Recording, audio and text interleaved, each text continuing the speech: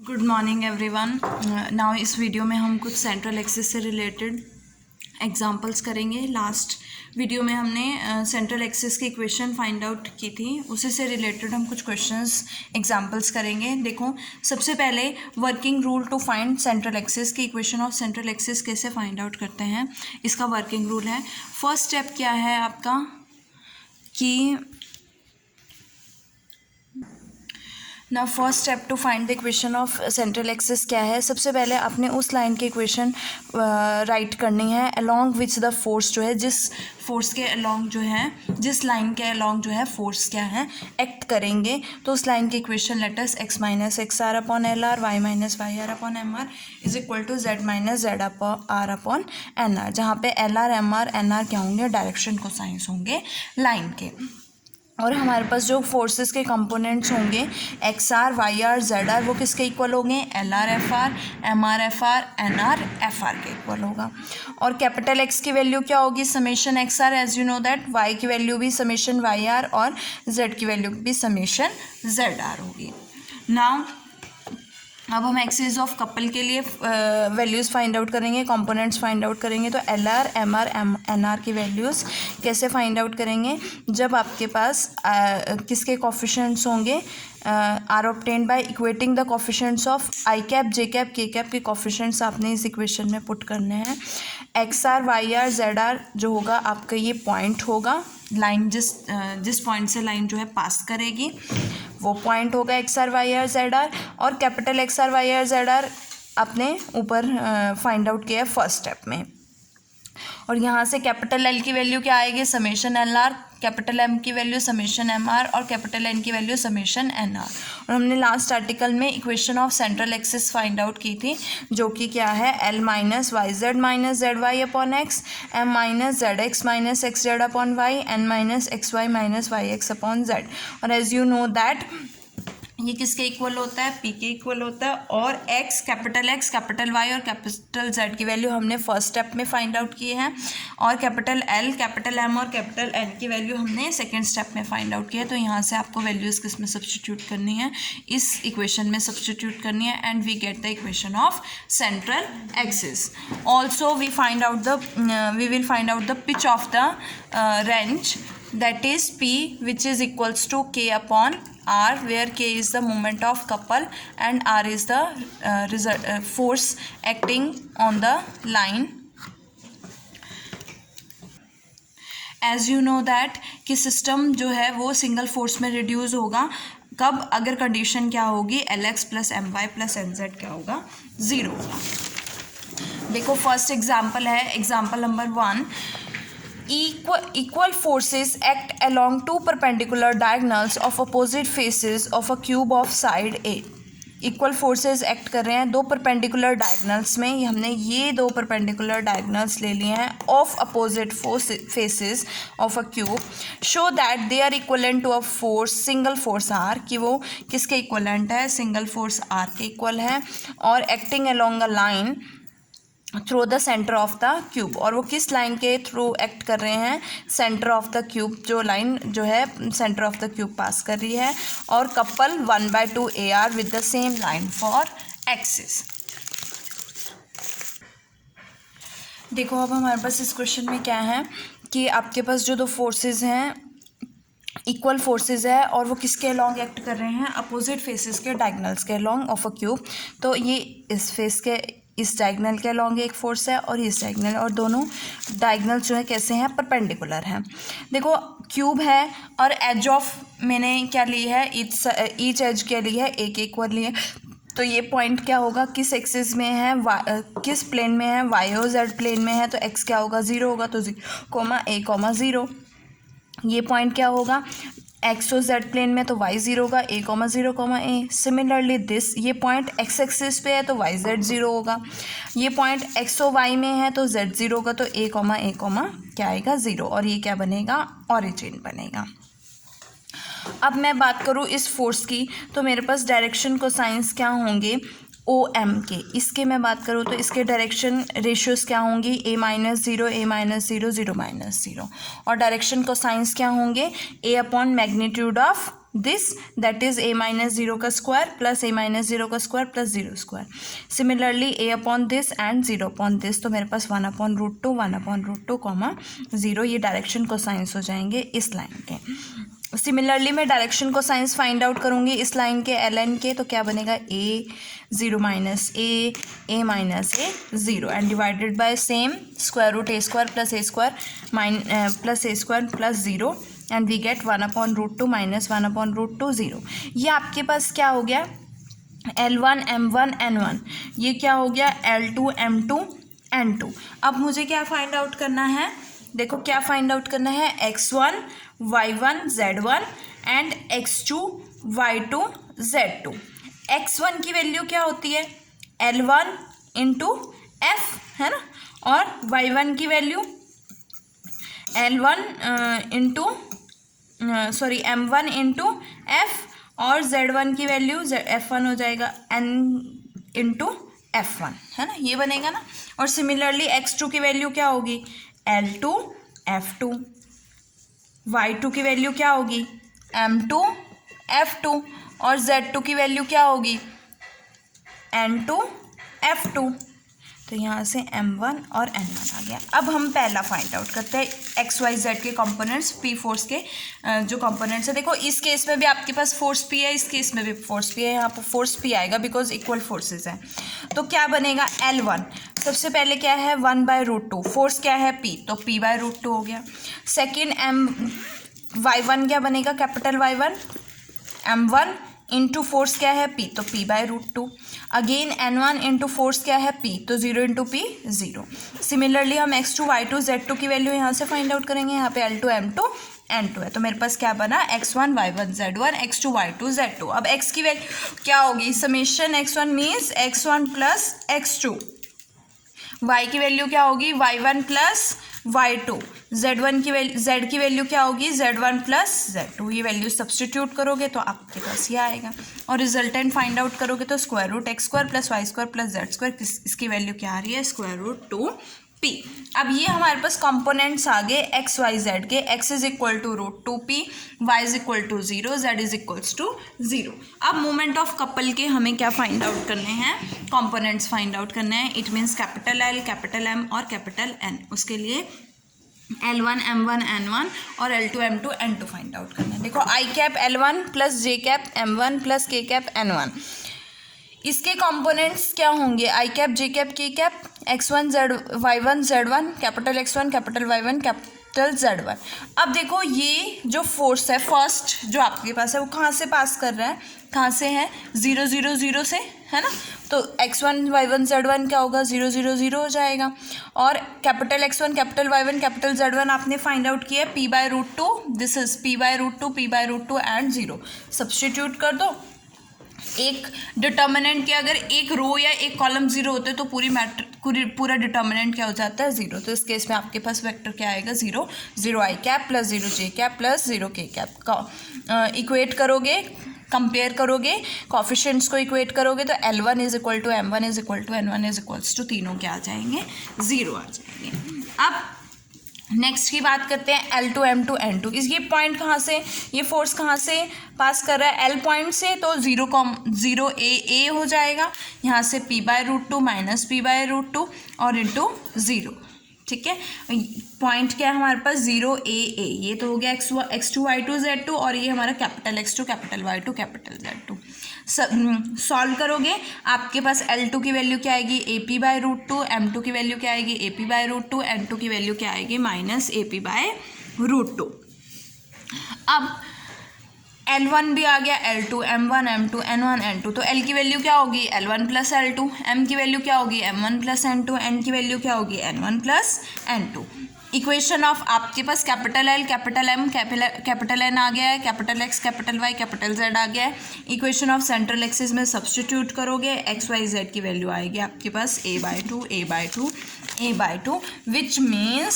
Which is a line through the centre of the cube, जिसके coordinates क्या होंगे a/2 a/2 a/2. तो हमारे पास हमने ये कोऑर्डिनेट्स फाइंड आउट कर लिए हैं, that is a/2 and a/2 and a/2, जहाँ से जो है सेंटर ऑफ द जो लाइन जो है centre of the cube pass करेगी। अब देखो, if the axis of couple coincide with the direction of r, कि अगर एक्सिस ऑफ कपल जो है डायरेक्शन ऑफ आर के साथ कोइंसाइड करेगी तो हम उसे सेंट्रल एक्सिस कहते हैं। और इस सेंट्रल एक्सिस का मूवमेंट ऑफ कपल के है अबाउट दिस लाइन, तो वो कैसे फाइंड आउट करेंगे? के आर, क्या फॉर्मूला होता है? K r is equal to l x plus m y plus n z. As you know that capital l is equal to a p upon √2, x is equal to p √2, और यहाँ से ये दोनों क्या हो जाएंगे? ज़ीरो हो जाएंगे। अब के आर की बात करते हैं तो यहाँ से आपके पास √2 से √2 cancel, we get a p square, और पी √2, आर की वैल्यू क्या है? P √2, so we write p is equals to r by √2 and p square is equal to r square by 2, and we get k is equals to 1/2 ar. So hence the system is equivalent to a single force r is equal to √2p acting along a line through the center of the cube and a couple ar/2 with the same line for axis. अब आ जाओ example number 2 पे। Example number 2 देखो क्या कहता है, equal forces act along the coordinate axis and the straight line. Coordinate axis पे act कर रहे हैं और स्ट्रेट लाइन किस पे एक्ट कर रहे हैं? इस लाइन पे। मीन्स आपके पास फोर केसेस होंगे ना। 4 केसेस कैसे? कि आपके पास इक्वल फोर्सेस जो है वो coordinate axis means x axis पे भी लाई करेगा, वाई एक्सिस के लॉन्ग होगा, एक फोर्स जेड एक्सिस के लॉन्ग होगा। तो पी, चारों इक्वल फोर्स है तो पी हमने फोर्स लिया, तो पी जो है वो 0 ओरिजिन पे एक्ट करेगा, किसके लॉन्ग? एक्स एक्सिस के लॉन्ग, और उसके डायरेक्शन रेशियोज क्या होंगे? 1,0,0, सॉरी डायरेक्शन को साइंस, और यहाँ से P जो है वो 0 पे एक्ट करेगा अलॉन्ग वाई एक्सिस, उसके डायरेक्शन को साइंस क्या होंगे? 0,1,0, और फिर जेड एक्सिस के लॉन्ग अगेन इसके डायरेक्शन को साइंस क्या होंगे? 0,0,1, और फोर्थ इस लाइन के अबाउट है, तो ये किस पॉइंट पे एक्ट करेगा? अल्फा, बीटा, गामा, और इसके डायरेक्शन को साइंस क्या होंगे? LM, N। क्या फाइंड आउट करेंगे? कैपिटल X1, कैपिटल X1 क्या होता है? Force into L1। L1 क्या है आपके पास? 1 है। Y1 P into 0, Z1 P into 0। X2 के लिए P into 0, P into 1 and P into 0। X3 के लिए X3 is equal to P into 0, Y3 is equal to P into 0 and Z3 is equal to P into 1, and X4 के लिए P into L, P into M and P into N। और capital X की value क्या आएगी? जब आप इन चारों को प्लस करोगे।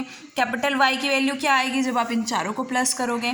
और कैपिटल Z की वैल्यू क्या आएगी? जब Z1, Z2, Z3, Z4 को प्लस करोगे। तो यहाँ से आपके पास XYZ आ गया।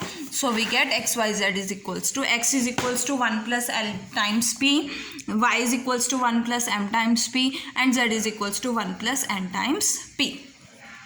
अब हमें LMN फाइंड आउट करने हैं। तो सबसे पहले फर्स्ट जो आपका P फोर्स है, फर्स्ट केस है अलॉन्ग द एक्स एक्सिस है, किस पॉइंट पे एक्ट कर रहा है? 0 पॉइंट पे एक्ट कर रहा है, तो X1, Y1, Z1 क्या होंगे? 0 होंगे। और कैपिटल X1 क्या दिया हुआ है? P दिया हुआ है 0 एंड 0, तो यहाँ से क्या बनेगा? 0। तो L1, M1, N1 क्या हो गया? 0। अगेन सेकेंड केस में भी आपके पास जो फोर्स है वो 0 पॉइंट पे एक्ट कर रहा है, तो अगेन ये भी वैल्यू क्या आएगी? 0। सिमिलरली 3 के लिए भी क्या आएगा? 0। तो फोर्थ के लिए देखो आपके पास X4, Y4, Z4 क्या है? अल्फा, बीटा, गामा, और capital X4, capital Y4, capital Z4 क्या है? LP, MP और NP। सॉल्व करोगे आपके पास L4 की वैल्यू, M4 की वैल्यू और N4 की वैल्यू ये आएगी। और L क्या बनेगा? सम of all 4 L1, L2, L3, L4 add करोगे ये वैल्यू आएगी N beta minus M gamma times P। M की value M1 + M2 + M3 + M4, और N की value N1 + N2 + N3 + N4 आएगी। अब हमारे पास capital X, capital Y, capital Z की वैल्यू भी आ गई है, capital L, capital M, capital N की वैल्यू भी आ गई है। तो ये वैल्यूज़ आप इसमें सब्सटीट्यूट करोगे तो मेरे पास इक्वेशन ऑफ क्या आएगी? सेंट्रल एक्सिस आएगी। So we get here equation of central axis by simplifying the above equation. Now next है हमारा एग्जाम्पल नंबर 3। देखो एग्जाम्पल नंबर 3 क्या है? If force P act along the axis of X and another force NP along a generator of the cylinder this। एक force P है जो कि axis के अलॉन्ग है, ये फोर्स एक्स एक्सिस के अलॉन्ग है, एंड अनदर फोर्स NP है जो सिलेंडर के जनरेटर के अलॉन्ग है, ये NP लिया। और सिलेंडर के आपके पास x² + y² = a²। Show that central axis lies on the cylinder. अगर मैं इस P फोर्स की बात करूँ तो ये किस पॉइंट पे एक्ट कर रहा है, 0 0 0 पॉइंट पे एक्ट कर रहा है, और इसके डायरेक्शन रेशियोज क्या होंगे, कोसाइंस क्या होंगे, 1, 0, 0। तो फर्स्ट केस आपके पास क्या बना है, डायरेक्शन कोसाइंस क्या है, 1, 0, 0, और पॉइंट ऑफ एक्टिंग क्या है, 0, 0, 0। फोर्स क्या है, P, so we get x1 = 1 × P, y1 = 0 × P, z1 = 0 × P, we get x1 = P, y1 = P, z1 = 0। अब हम सेकंड की बात करते हैं कि NP फोर्स की बात करते हैं। NP फोर्स जो है वो पैरेलल टू z एक्सिस है, क्योंकि जनरेटर जो है वो z एक्सिस के पैरेलल है, तो इसके डायरेक्शन को साइंस क्या होंगे, 0, 0, 1 बनेगा।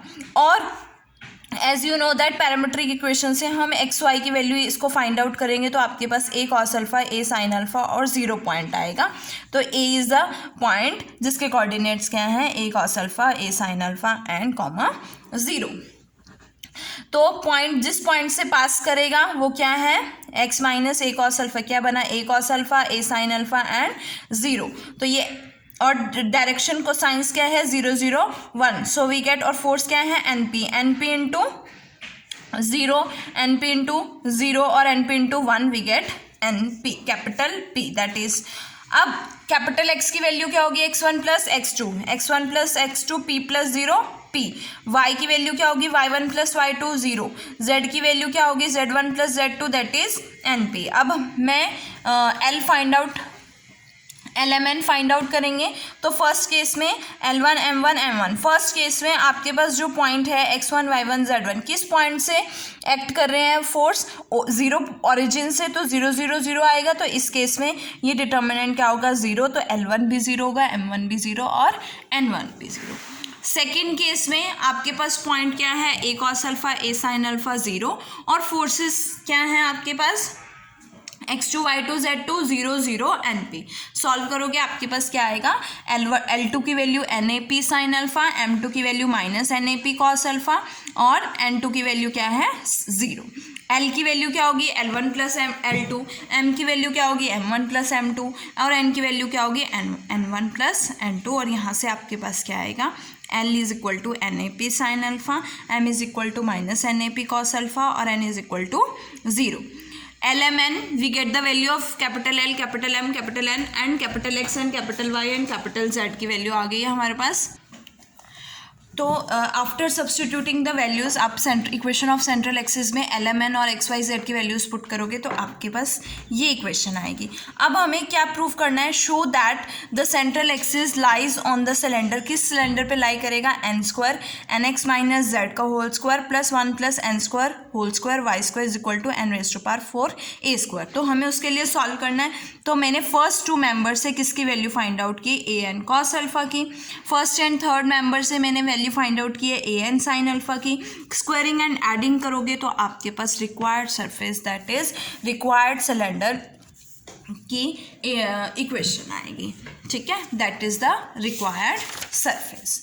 नाउ एग्जाम्पल नंबर 4 देखो क्या है, three forces act along the straight lines x = 0, y - z = a।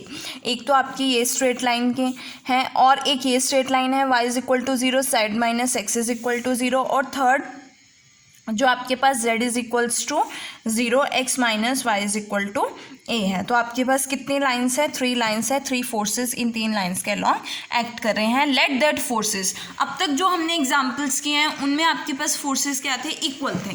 अब आपके पास ऐसी कोई कंडीशन नहीं दी है कि तीनों फोर्सेस कैसे हैं, इक्वल हैं। सो मैंने तीनों फोर्सेस को क्या लिया है, F1 F2 F3, कि फर्स्ट लाइन के अलॉन्ग जो फोर्स है वो F1 है, सेकेंड लाइन के अलॉन्ग जो फोर्स है वो F2 है, और थर्ड लाइन के अलॉन्ग जो है वो क्या है, F3 है। Show that they can not reduce to a couple, हमें क्या शो करना है कि वो कपल में रिड्यूस नहीं होंगे। And prove that also prove that if the system reduces to a single force its line of action must lie on the surface. अब हम पहले इसकी लाइन की इक्वेशन की बात करते हैं, तो मैं यहाँ से फाइंड आउट कर सकती हूँ लाइन की equation x minus 0/0 is equal to y minus 0 upon z plus a upon 1. Similarly second line की इक्वेशन ये आएगी और थर्ड लाइन की इक्वेशन ये आएगी. यहाँ से डायरेक्शन को साइंस क्या बनेंगे, 0 1/√2 1/√2 है ना, square root of this square plus this square plus this square. Similarly इस लाइन के डायरेक्शन को साइंस और इस लाइन के ये क्या हो गया, L1 M1 N1 L2 M2 N2 L3 M3 N3. तो यहाँ से x1 x2 x3 y1 y2 y3 और z1 z2 z3 की वैल्यू आएगी. x1 क्या होगा 0 इंटू फोर्स f1, y1 क्या होगा 1/√2 इंटू फोर्स f1, z1 क्या होगा f1 into force 1/√2 into force f1. Similarly x2 के लिए 1/√2 into force f2, y2 0 into force f2 और z2 is equal to 1/√2 into force f2.